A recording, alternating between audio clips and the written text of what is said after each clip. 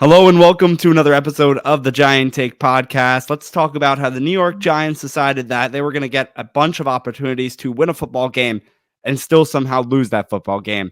I'm Josh and I'm joined by my friend and co-host Alex. Alex, it's Rams 26, Giants 25, and all know this team was eliminated from the playoffs last week. They still have a couple more weeks to compete and at least maybe show whatever is left of this team. They definitely showed something today on the field. The word of what they did show, I'm not quite sure that I can come up with one. But what I can tell you is fact, and that is that the Giants moved to 5-11 with this loss. Another fact I can tell you is that somehow, our beloved number 21, Mason Crosby, who we just signed a couple of weeks ago because of 3 kicker injuries that we've had, missed an extra point. That, again, since the game was a 26-25 loss, could have been a tie if he made that. Also missed the game-winning field goal. Another fact I can tell you is that Tyrod Taylor today threw at least 10 balls behind wide receivers or anyone who is trying to catch the ball, which continued to prove on why he is still a backup quarterback, whether he is better than Tommy DeVito or not, still a backup quarterback in the NFL. And another fact I can tell you, Saquon Barkley, Sterling Shepard, Darren Waller all had drops in this game. Saquon Barkley and Darren Waller had more than the one that Sterling Shepard had because once Shepard came in for the one play he had this entire game, he dropped the ball. He was never put in again, which was definitely appreciated by me because he should just retire at this point and become the Giants wide receiver coach or a wide receiver assistant coach next year. But that's besides the point.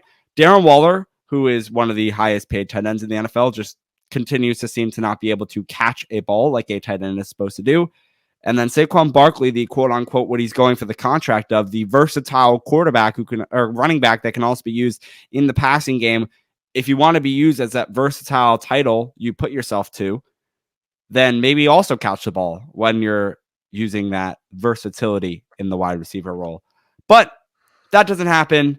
One thing leads to another. The Giants lose this game. We're going to get into all of it. And don't worry, that probably won't be my only rant of the episode. I'm sorry. Happy New Year, by the way. Welcome to 2024. We are recording this like right after the game, though, so it is still New Year's Eve for us.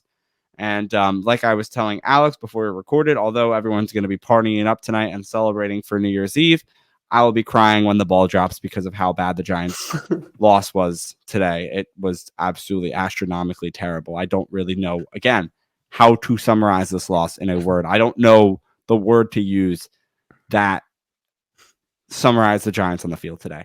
Maybe Alex does, and we're going to bring him in right now. Alex, how are you doing?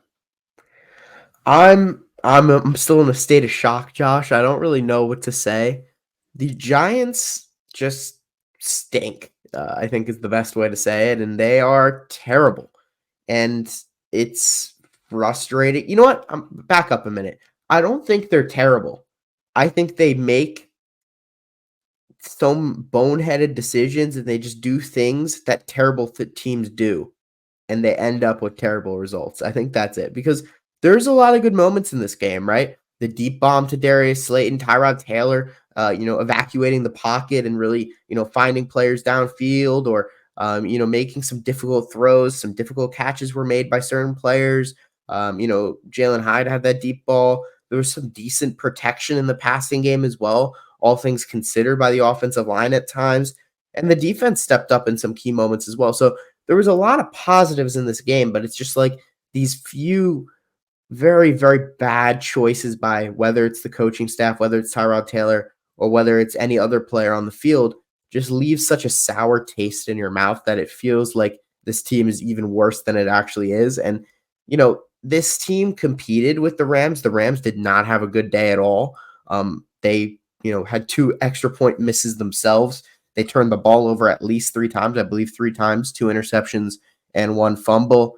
Matthew Stafford was off. Matthew Stafford did not have a good game. Puka Nacua, besides the time that Adoree Jackson decided to make a business decision and not tackle him, had a pretty good, or didn't have a very good game today. Cooper Kupp was relatively quiet. They're usually reliable. Tight end and Tyler Higbee had a couple of drops. So overall, their offense, Kyron Williams, besides the 2 touchdowns, really couldn't get much going on the ground either. So besides the 2 touchdowns, which of course sounds silly, but besides the 2 touchdowns, they weren't playing at their best, and their defense, is playing above the quality of player that they have there, and that unit, is definitely performing above expectations. But yeah, it's a rough one, especially when the Giants had so many opportunities to really either get back in the game, take the lead, whatever it may be, and they just couldn't do it. It just felt like every time they got close, it was like, okay, Mason Crosby missed the extra point, they mess up the 2-point conversion, or someone has a really bad drop on a drive that it looks like they're going to get something going, and or Tyrod Taylor fumbles the snap on a 4th down, or literally, like, I just named 5 examples from one game. There's probably more too that I'm almost forgetting because you can't even remember all of these at once if you're just watching the game and just thinking about it. But all those mistakes I just listed in one game, you would hope that all of those things would be over the course of a whole season, not one game. And I think that's really the story of it for the Giants. And, obviously, I guess it's better, for the tanking people, for the Giants to lose in the long-term interests of this team. I'm not sure if I agree with that, but I guess it is what it is at this point. They lost this one. The Eagles are going to need to win the next one against the Giants in Week 18 if they want to win the division, since they lost to the Cardinals today. So it's going to be a tough ride for the Giants if they want to get a win next week, and they had a really, really good opportunity to get one this week. And obviously a whole bunch of just really bad missed opportunities and bad decision-making when proper decision-making was needed. It was during important moments where key decisions were left very questionable. I'll just say that. Yeah, Alex. Why'd you say it like that? This guy is devastated right now. I feel like the only way to describe this is that the Giants in their locker room pregame all decided to unanimously tank. That's the only logistical. But they didn't, Josh. They didn't. There's no way. They did. And the Rams in their pregame locker room decided the same thing. And I think it was the battle of who could actually make the most amount of mistakes possible. And it was still the Rams that made more. But the Giants couldn't capitalize on those mistakes. And I say that because the 2 bad throws by Matthew Stafford that lead to 2 good interceptions, by the way, right place, right time. Dave Belton stepping in for the injured Jason Pinnock, and we'll cover him. I don't even know what order we even want to go for in this episode. Honestly, at this point in the season, there's nothing to say except for these key moments, and it's just so frustrating. We can go player by player, position by position, and just talk about who did good and who did bad, but really none of that mattered today because it was just a set of 5 or 6 plays, 5 or 6 decisions that changed it from being, a 31-19 win for the Giants to a 26-25, win for the Rams. And that's really the key thing that mattered. Yes, could certain players have done well, better? Could Kayvon Thibodeau have suddenly started to appear again since he has now disappeared for 3 straight games? Fun preview there. But there's a lot of things you can talk about specifically, but it's just as in these key moments, the Giants aren't able to execute. And the reason they did so well last season is because in those key moments, they executed perfectly at every single turn. 2-point conversions, big 4th downs, whatever it may be, the Giants executed perfectly. And this year, they just have not been able to, and they're probably executing those big moments at the lowest rate in the league. Obviously, this is all, by a given perspective, because who considers what a big moment or whatever. But at least for me, it feels like the Giants just make wrong decisions at every turn. And that's really disappointing with, the experience that this team has, especially at certain spots. And then also the coaching staff that we have. So really, really tough. Alex, so what we'll do is we'll stay to our normal protocols here, and we'll do offense, defense, and kind of when the plays present themselves, we'll talk about them. And that's what we're going to talk about right now with Tyrod Taylor, 27 for 41, 319 yards, 1 touchdown, 1 interception. And that interception comes right after Jordan Fuller, I believe it was, got a penalty, comes right back, gets an interception on a poorly thrown ball by Tyrod Taylor, an underthrown ball at that. So here's the thing. They had the safety drop back to the right side of the field. I believe where Darius Slayton was on the left side, it was Jalen Hyatt one-on-one, where the safety was not presented, and he would have had a one-on-one opportunity on a streak route from Jalen Hyatt. I think obviously this is called scouting, and that's what the Rams did, and they did it successfully, knowing where Tyrod Taylor likes to throw to, and it's towards more of the right side of the field than the left. So they know that his first look is to the right side. They got that, and Fuller was able to disguise himself outside of where the tunnel vision or the line of vision that Tyrod Taylor had in order to make that interception. But that's not even what I'm talking about, because that was just a good interception, in my opinion, by Fuller. It sucks to make that mistake by Taylor. He should have looked across the field, but that's something I can let slip. But what I want to mention, and it's not even one, well, that is one play in particular, but repeatedly in this game, Tyrod Taylor, and we've seen this in glimpses throughout other games, but it was so relevant today, was the amount of times Tyrod Taylor underthrew the pass catcher. It was a tremendous amount of times that was so unnecessarily bad that I'm losing my voice just talking about it. And it's incredibly. Yeah, in particular, Josh, you mentioned like those two plays, like you had the Hyatt fourth down that was a little behind him, and then obviously you have the 2-point conversion towards That was the end the of the play game. I was referencing. Yeah. I mean, the Hyatt one was also really critical, right? If Hyatt has that in front of him, I mean, again, Jalen Hyatt needs to be running that route past the sticks on a 4th and 1. Like, seriously, buddy, like, come on. Which Dable was saying. That's another thing, too. I mean, in this game, we had 2 plays that were 4th down. We're going backwards, guys. We were supposed to go forwards, down the field. And Hyatt catches that ball, and he's running backwards, the opposite way. What are we doing to put ourselves in that situation where Hyatt is running the opposite way, where we only need a single yard for a first down? One yard. And he's running parallel towards the backfield. Sorry. Yeah, it's rough, and they can't be doing that. And Tyrod Taylor had a couple of passes.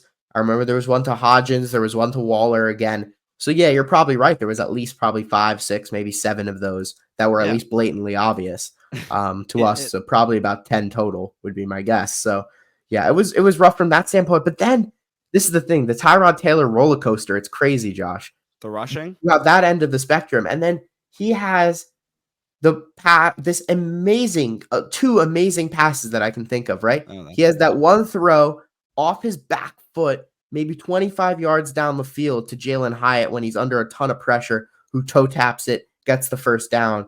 I believe that was like on a 1st and long after a penalty.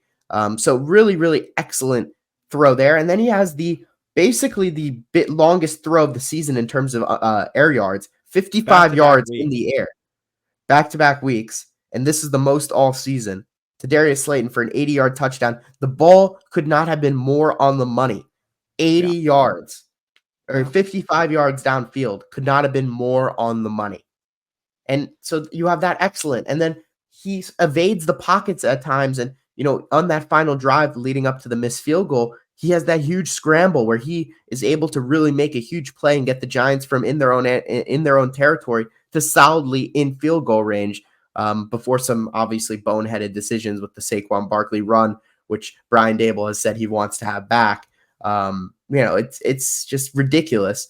So Tyrod Taylor, the experience, it's crazy. It's like from the most amazing things you see, and then to just such simple things that even Tommy DeVito is able to do. So it's really troublesome from that standpoint. Alex, it is. And I was even going to talk about the rushing too, because obviously he had that play at the end of the game to get the Giants 50 yards down the field and make that field goal at least attemptable. And I don't even know if that's a word, but a possibility for the Giants to attempt that field goal, having 6 carries for 40 yards on the day. And I was saying back-to-back because that connection to Darius Slayton back-to-back weeks now with those 2 touchdowns have been the 2 longest plays for the New York Giants this season, the one last week being the longest play, and now this one being the longest passing play of the year. Maybe he'll even continue next week. Who knows? But for right now, yeah, there's the ups and the downs of Tyrod Taylor, but especially in this game, it's the downs that shine way, way more than the highs. It's the lows that are. But that's also because we lost the game. If we win the game, then the highs are going to be. Yeah, excuse my language, Alex. First time I've cursed on this episode, by the way. I made it 15 minutes. I'm pretty proud of myself. No shit. Because Tyrod Taylor is the reason we lost this game. If he completes a wide open pass to the Saquon Barkley, who's, by the way, maybe 5 yards in front of him. This is one of the easiest passes to do. I understand he's scrambling to the outside. I understand there's pressure, so it's a little bit more. But it's a float. It's a toss. It's something that me and you could do in the backyard if we wanted to. Running, scrambling to the outside, a nice light toss in motion where Saquon Barkley can catch up to the ball and get in for the nice and easy 2-point conversion. And he can't even do that. And he throws behind Saquon Barkley. And yeah, Alex, yeah, sure, because we lost, they shine brighter and whatever. But if you're going to lose by 1 point when you have a chance to get 2 of them, obviously it's going to shine way brighter. And that's exactly what happened. And because of Tyrod's mistake, and he somehow underthrows Saquon on such an easy throw for an NFL quarterback to make. If we're talking about Pee-wee football here, we'd be having a different conversation, Alex. We are in the NFL, the National Football League. Tyrod Taylor should be making that pass. That is a simple pass to make for an NFL quarterback. Any of them in the league. I don't care if you're the lower, upper, middle tier. Oh, no. What is he going to say? Here's what I would say. I think Tyrod Taylor did not have a great game. I don't think he had a terrible game either. I think you're giving him some unwarranted hate, to be completely honest, because some of these receivers need to take in these balls. I don't care that they're underthrown. You're getting paid millions and millions of dollars. That's what Saquon you're saying he should be making. Which one? The 2-point conversion, which we just talked about for 3 minutes. Honestly, I have such high expectations for Saquon Barkley. I would expect him to make that catch. That is, I'm not expecting him. BS. I'm not expecting. Listen, Alex. I'm not. Alex, listen. No. During the break or at some point during this episode, you need to pull up the clip of that. I don't think you remember it correctly. Alex, he was reaching. I'm standing up. I don't even care. I'm standing up for anyone who's listening to this episode. I'm standing up, and you can pull it up on YouTube and watch me do it. This is Saquon Barkley, Alex. He's running. The throw is coming in. He gets this hand on it from when he turns. This hand. How is he supposed to now grab it with the other hand? You're lying to yourself if you think he can make that catch. I'm not saying it's easy. I'm not saying it's easy. Alex, I don't care how high of hopes you have for Saquon Barkley. First of all, he is a running back. I know. But I've seen the him versatile make thing. We talked about it earlier in this episode. Have you not seen him make a catch like that before? Yes. Yeah, that catch earlier in the season when he did the bobble and catch. But that's not the thing. Don't give me that I'm putting too much on Tyrod Taylor. Because that was his throw to make. Yes. So then if anything, you're talking about Saquon. No. See, now you're flipping it because you're like, I'm putting too much hate on Tyrod. If anything, I have so much hope for Saquon Barkley. He should be making that throw. Okay, then when we talk about Saquon Barkley in a minute, then say that about Saquon Barkley. Don't take off the load from what Tyrod did wrong in this game and then say, oh, well, it's Saquon's fault. Do you understand what I'm saying? But here's what else I would say is I think a lot of those passes that were underthrown, I'm not talking about that specific one also. Like, yes, I think that Saquon could have caught that. I do think it's possible for him to have caught that. Is it his fault? No. Is it Tyrod's fault? Probably. But I don't think, like, for example, the Jalen Hyatt 4th and 1, that ball's thrown behind him. That isn't necessarily his fault because Jalen Hyatt was not running that route properly, clearly, based on Dable yelling at him and not Tyrod Taylor. And there was other ones, right? Darren Waller dropping some of these balls. Like, there was a lot of things. Sterling Shepard dropping the one in his hands. Exactly. There was a lot of throws that were on the money from Tyrod Taylor that were dropped. So here's the thing. Throws. But he's being over. All right. What I'm saying is you're giving him unfair hate. No. He was not great. The thing. You're not giving enough hate on the receivers. I'm not saying you should hate anyone. I don't agree with you because I'm not. I think Tyrod Taylor had a really good game. You're not listening to me. The one play that I'm clowning him on, and we have this whole last 10 minutes talking about it. I swear you just said he had a bad game like 5 minutes ago. If I said he had a bad game, then I was speaking wrongfully of what my actual thoughts were. Okay? I thought he had a really good game. Not a really good game. Not a really good game. He had a good game. What is happening? He had a good game. Okay. However, What I was saying, and I remember saying this, the lows shine brighter than the highs. And that one play, the 2-point conversion that could have changed this game, flipped it on its head and gave the Giants the lead that he could not throw correctly, successfully to Saquon Barkley looms brighter than anything he did in that game. Anything. The Darius Slayton play, the run to set the Giants in field goal position, all of it. It doesn't matter because that is wonderful that he has another amazing throw to Darius Slayton for a touchdown. Well, if we get that 2-point conversion, that'd be great too because we have the lead. And when Darius Slayton scores that touchdown, we do not have the lead. That would be great if Tyrod Taylor can go and get in field goal position for the New York Giants. But guess what? If we had that 2-point conversion, we wouldn't need to get the field goal, would we? No. So that is what I'm talking about, Alex. It's that one play. I'm not saying Tyrod Taylor had a bad game. And if I did say that earlier, I apologize. I didn't mean to say that. I said what my thoughts were wrongfully. And let's just move on to Saquon Barkley. I'm not even going to have you respond. Saquon in this game, 12 carries for 39 yards. We talked about what he did in the passing game as well. 3 catches for 19.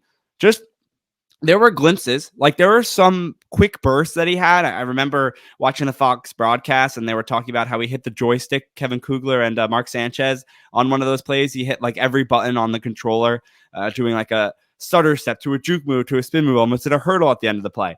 And that was glimpses of 2018 Saquon. I think I was talking to my dad and I was like, what does Saquon think we're back? Went back in the time machine because I was seeing glimpses of that rookie season that he had.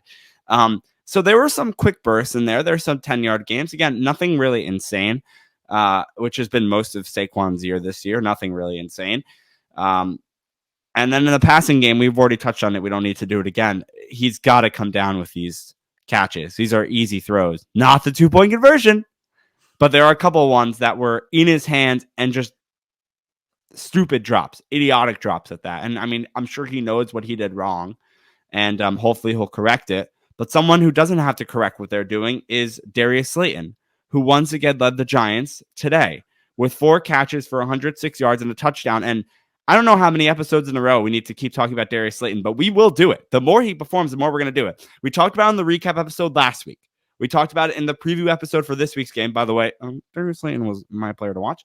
And we talk about him right now because he deserves the recognition for leading the Giants team through. How many did we calculate last week, Alex? Let's see. Did the goldfish memory come through? How many quarterbacks did he have? 4 out of the 5.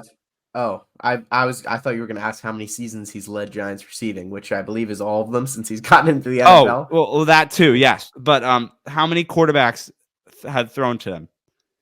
I think we said like 7. It was 6. But that's all right though. But yeah, for the amount of adversity he's had to face from fans, from the team, from the coaching changes, all of it, all of the above. Always been a defender of Darius Slayton, by the way. There's not been a day that I've not defended Darius Slayton. And I fully will, attest to that as, one of your... It's one of my few victories. It is one of your few victories. I was going to say. I was like, I will attest to that as Alex, one of his few victories. No.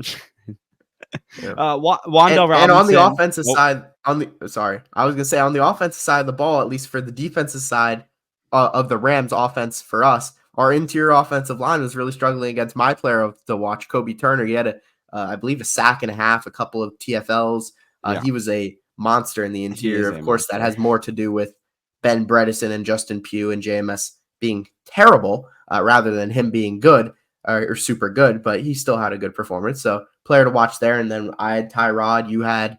Who'd you have? You had Kyron Williams, I think. So all our players to watches were pretty much on point. So shout out to us for that.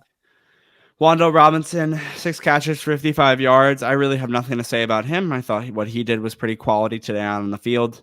5 catch, 51 yards, was Darren Waller. Again, don't really need to touch on him more than he's getting paid so much money. He needs to catch football. It's the reason that we traded for him was because we believed in him after the injuries or before the injuries in those 2019, 2020 seasons that he was one of the best tight ends in the NFL. That's the reason why we got him to be that for our team. And he just has not shown up on the field literally because of injuries, more injuries that he had this year.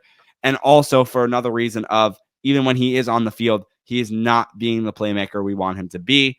The quarterback could be a reason for that, but he's getting thrown the football. So if he just catches it, then it'll be a little bit more successful. Okay. Daniel Bellinger, 4 catches for 39 yards. Again, nothing really bad to say about him for a backup tight end. He was doing pretty well today for himself. Jalen Hyatt, 3 catches for 25 yards. Almost had 2 deep throw catches. One of them was in between his legs, and then it fell to the ground. And then wasn't there another successful one, but it was called back because of a flag? For a hold, I believe, yeah. And that was another thing, and we'll get Which was a very soft hold. The refs were calling these holding penalties so tightly against the Giants. But then the Rams were holding as well. I kept kind of watching because as they kept calling them, I was like, okay, let me keep an eye on this. The Rams were holding as well, especially against Thibodeau, especially against Ojulari on the outside there. Not getting called nearly as much as it was against the Giants. JMS had a couple of really soft ones called against him. He had one valid one called against him, though. There was one where he was literally grabbing the guy. I'm like, okay, that's fair. The other guards had a couple of them too. And yeah, it was just really, really tight. I've never seen a game called so tightly on the offensive line, defensive line battles in terms of holding. It was really odd, but I don't know. It was just frustrating, obviously, from our perspective. Oh my God. And no, it's the holding calls really annoyed the crap out of me too. There was a lot of calls against our O-line, and I'm sure most of them were valid, but it's just annoying. All right, Alex, do you think it's time? I need a break. He needs a break. Take a nap real quick, or no? So we're gonna take a break. We'll be right back here on this episode of the Giant Take Podcast. Stay with us. Well, I think that's like any game. I mean, there's plays that we had and mistakes, and you got to overcome some of the mistakes, and everybody, we can just do a better job. Starting with me, thought they competed well. Came up a little short. It was so many opportunities throughout that game. That we just came up a little bit short on. Welcome back in to talk about the Giants defense in this 26-25 loss to the Los Angeles Rams. Bobby Okereke, will start out with him because he was a playmaker today. Led the team in tackles, had a sack and a half, had a tackle for loss. Bobby Okereke all across the field. Finally, a player that, at least that we signed this offseason, has reached his potential and maybe even surpassed that. We signed a linebacker thinking that they're going to be a solid linebacker, middle linebacker 1, and that is what he's doing. So I'm very happy about what Bobby Okereke has turned into so far with this Giants team. I hope he just continues to kind of go on that upward scale. And again, another quality day for the linebacker that I think he does get the recognition he deserves. I think a lot of people do talk about him, and it's rightly so, because he is the one guy on this Giants team that I think has stayed the most consistent. And again, a free agent that we signed that has reached up to the potential we had for him. Next up on the list here, Adoree Jackson, 7 tackles on the game, had a pass deflection today. Very forced the fumble as well. Forced the fumble. That's what I was going to get to. Forced the fumble. Had a couple of good things happen today, but the main one was forcing the fumble, which was picked up by a player. We'll talk about in a little bit. However, didn't know how to tackle for a long Puka Nacua play. And a couple other times just got caught up in coverage. I think was not fully as tight as he should have been on the wide receiver he was covering. We know how good this receiving core is for the Rams. I understand that. But Adoree Jackson being our number 1 cornerback, he has to retaliate just as much as these Rams wide receivers are, right? If they're playing to their top, the top notch of their game, that's exactly what Adoree Jackson should be doing on defense. And it's something that we saw him struggle with today. I think he wasn't as tight in coverage as I wanted him to be. And I don't think I'm speaking to strictly, or maybe that's not the right word, with no Deonte Banks also today. So that Banks. was also another factor. He needs to step up, and I know Bobby Skinner tweeted this, but he was like, I think Adoree Jackson's out there making business decisions. And I was like, well, you know what? He might be. Obviously an unrestricted, or there's no restricted free agents in football. a free agent, I should say. Alex is thinking too much in the NBA world right now. Yeah, obviously a big Knicks trade for those of you who are talking about. I believe Anunoby is not a restricted, but Emmanuel Quickly was restricted. That's why I thought of the restricted free agent. For anyone who's wondering, how could you have made that mistake? There you go. There's the It's almost like context. you're a Knicks fan, Alex. I'm not a Knicks fan. I just like to do some research so I can make fun of Knicks fans. There you go. What was I gonna say? Yeah, I mean, Adoree he's Jackson. obviously a free agent. He's a free agent upcoming. Wants to stay healthy, whatever it may be. I don't know. Frustrated with how bad he's been this season, or at least underperforming, I should say. Well, obviously the main man to talk about we'll save for a second, but I want to talk about the defensive line and particularly Kayvon Thibodeau. It's been really disappointing. I mentioned him a little bit earlier. He's just kind of disappeared these past few games. The only time he really made a big impact was on that Jihad Ward sack. Shout out to Jihad Ward, career high in sacks this year with 4 sacks, which is pretty good for a guy who's more of a run game edge player, I guess is the best way to describe him. So shout out to him and for his great season. And he was basically responsible for that, getting such a quick start and really forcing Stafford to step up right into Jihad Ward. So that was pretty much almost a sack for him. But besides that, he was really, really quiet. And he's, another thing that people aren't talking about, I think his sack production obviously has gone down in recent weeks. And his pressure, pressuring the quarterback, but also he's not been as good in the run game, which is something that was very noticeable today on a couple of plays where Kyron Williams ripped a few, some big gains, and he's just not setting the edge as well as he was in the beginning of the season. That was something that was really noticeable, how much better he was at that this season compared to last, and that's been disappointing for me as well. So, Kayvon Thibodeau, I'm not worried right now for him, but I am hoping in this final game against the Eagles that he can at least kind of step up, make some sort of impact here, and leave the season on a high note, if that makes sense. All right, and we'll talk about him right now, the guy who you were referencing, Dane Belton. So Jason Pinnock goes out early with an injury.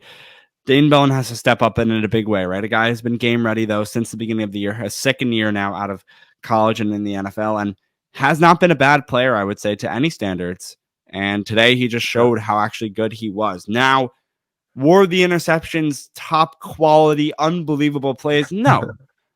But was Dane Belton doing his job as a safety, getting to the right place at the right time to get those interceptions? That's exactly what he did. He capitalized on Matthew Stafford's errors and overthrows, and he ends up with 2 picks and a fumble recovery. Again, right place, right time. Same thing with that fumble recovery. Following the play, following the ball, and happens to be there when Adoree Jackson pops that ball out. Puka Nakua's hands, I believe. I'm not mistaken. Yeah. And so Dane Belton, nothing I have to give but credit. And that's exactly what DeMarcus Robinson's hands, sorry, for anyone who cares. Was it? Oh, wow. I'm pretty sure, yeah. Okay. Regardless of who it was, it doesn't matter because doesn't we're really talking about Dane Belton. And all I have is credit for him. I think he did a really good job out there today. And again, it's just another week where, Alex, we've talked about it throughout the season, not so much as of late, but it's just unfortunate for the defense and the defensive players that stand out. It's normally been Kayvon Thibodeau throughout the season, but today it was especially Dane Belton. And for them to still lose after having a career day like that, it's just disappointing.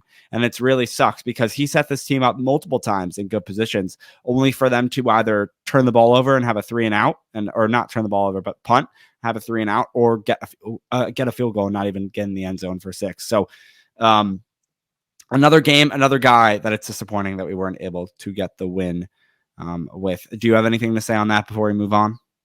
Yeah, I mean, Dane Belton, I thought he was, pretty good today. It was more the ball just came to him, if that makes sense. I'm not sure if there was anything like super special in terms of his play. There was just a couple of moments where he was just in the right place at the right time. And, that's no discredit to him. That's also very important. So I'm happy for him that he got a kind of a big game here at the end of the year. I remember last season, he also kind of started to come on towards the end of the season. So hopefully he keeps up this momentum and has a good final game. And I think, kind of transitioning here also, it's really important that these guys have all these guys who are kind of on the younger end who, have had disappointing seasons at some point, but have kind of picked it up in recent weeks, really just to finish the season strong and in terms of their play. And, guys like Jalen Hyatt, guys like we mentioned, Dane Belton, guys like Kayvon Thibodeau. I'm trying to think of more examples. Guys like Deonte Banks, hopefully he's back next week. just putting in a good showing against the Eagles, win or lose, just end the year on a high note, a high level of play. You want to go down fighting even in a losing season like this one. I think that's really important. And if we can screw the Eagles up by any means, why not go Facts. for it, right? I mean, look at what Yeah. happened today. The Cardinals, what a fun win for them, getting that even on the final attempt, the Hail Mary, and the Cardinal player able to come down with it in the end zone for the pick and the interception, and crushing the Eagles fans' hope a little bit. And God, those fans are terrible. I mean, they're booing the Eagles. This team has won 11 games this year. It's unbelievable how greedy these Eagles fans are. So you know what? Why not spoil their If the hope? Giants win 11 games, we'd be having a parade for them right now. Alex, why not play spoiler next week? Why not? Why not? I agree. Let's go. They'll make the playoffs regardless, but who cares? If we can spoil the Eagles in the playoffs in any way possible, why not take the chance and do it, right? Absolutely. And that's what we tried to do today against the Rams too. Not like we're like arch enemies against the Rams, but let's spoil their playoff hopes a little bit. Let's make it tougher for them to get in. And we don't do that. We have the chance to, we don't do that. All right, Alex, the final thing we have here is something that we've really added this year, because we've only had to talk about our offense and then our defense in the past couple seasons, but now we have added the third category of special teams because it's been so terrible. But Jamie Gillen had good punts today, and Gunnar Olszewski had, by the what way, a guy. right before this, the last punt, I believe, had a terrible misread, had the ball sail over his head, then grabbed it within the 5, and then got tackled at like maybe the 13. Besides that, I think that might have been the Darius Slayton touchdown drive, if I'm not mistaken. I'm not 100% sure. Yeah, I think so, yeah. Besides that, he did have the longest return of 94 yards, breaking Amani Toomer's record. Pretty freaking good, Gunnar. Good for you, man. That was really exciting. That was honestly hilarious when he was running down the field. I was like, is he going to keep going? Like, what is going on right now? Like, what has this game turned into right now? Where we're seeing a Gunnar Olszewski 94-yard kick return setting Giants records. I don't think I would have predicted that. It was definitely not on my New Year's Eve bingo card, and I just did not realize he had that in him. I thought he was a guy who can maybe get you 5 to 10 yards on the return. He can catch the ball, which is something that we didn't have before. And I'm happy for him. He got the touchdown. Obviously, we don't talk about what happened after the touchdown. But we talked about that enough. Oh yeah, we don't need to talk more about it. But I was shook. I'm still shocked about it right now. You can hear me. I don't even know what to say. It was absolutely shocking. Thomas McGahee's special teams unit did something, and that might be enough to keep his job. Who knows?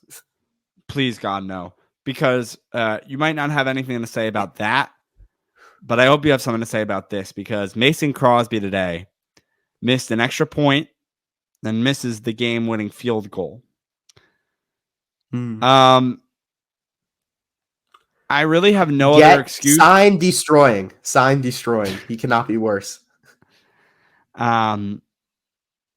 That's a YouTuber who does kicks, by the way, for anyone. Yeah, I was gonna clarify, but I was like, I don't know. It's whatever. The only really excuse I have for Mason Crosby is he's only been on the Packers before. He hasn't played in the league in a few years. He was on the Rams earlier this season. Didn't have to kick for them, I believe, on the Rams. He was on some. Yeah, it was a revenge game. Yeah. Oh yeah, it was a revenge game. He wasn't the Rams. Didn't have to kick for them though. That's my only excuse. I mean, you're still a kicker in the NFL. You have to be ready to kick those, whether you want to or not. And he just wasn't able to nail it, and the Giants lose because of him. Alex, if you don't want to say it was because of Tyrod Taylor, can you at least say it was because of Mason Crosby? Can you say that or no? I don't think it was because of one particular person. It was a whole bunch of people. There was a lot of mistakes. I'm not going to pin it on anyone. I feel like you want a scapegoat here, Josh. The whole team is the scapegoat. You can't. There's multiple mistakes by a lot of people. Alex, it's 26-25 with no time left on the clock, and one kick miss or make, miss you go home. Well, you're already home. Miss you lose, kick, make it, and you win.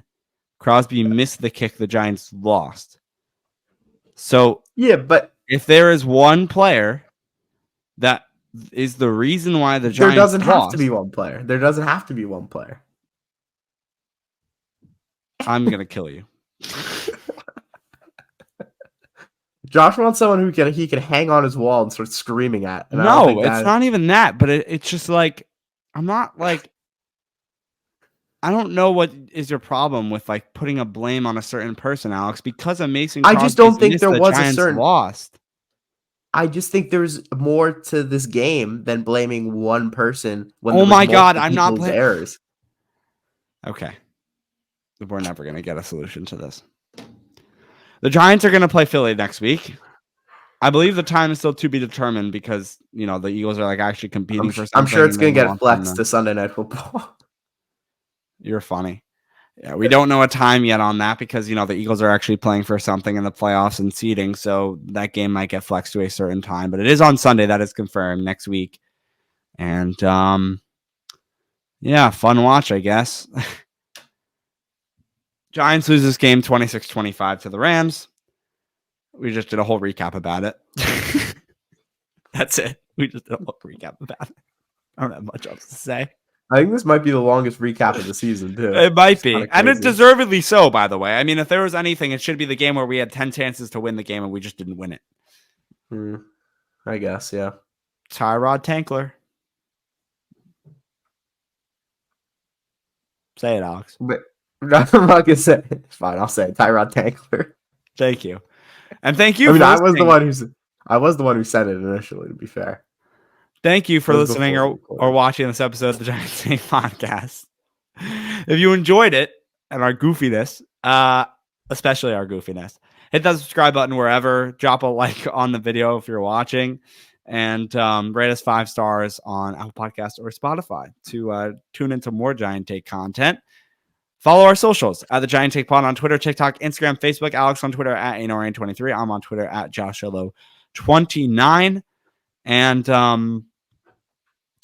I said thank you. Alex is going to say thank you now. You don't need to listen to us or watch us for any more. Happy New Year to everyone as well. And yeah, Alex, go ahead. All right. Thank you, everyone, for listening. Hope everyone has a great New Year's Eve, great New Year's, and hopefully the Giants will be better in 2024. And it all starts tomorrow, right? Tomorrow's a new day, new year. The Giants, whatever. Do you even call it a rebuild at this point? Who even knows? Let's just pray it gets better. Thank you, everyone. We'll see you next time. Happy New Year. Peace.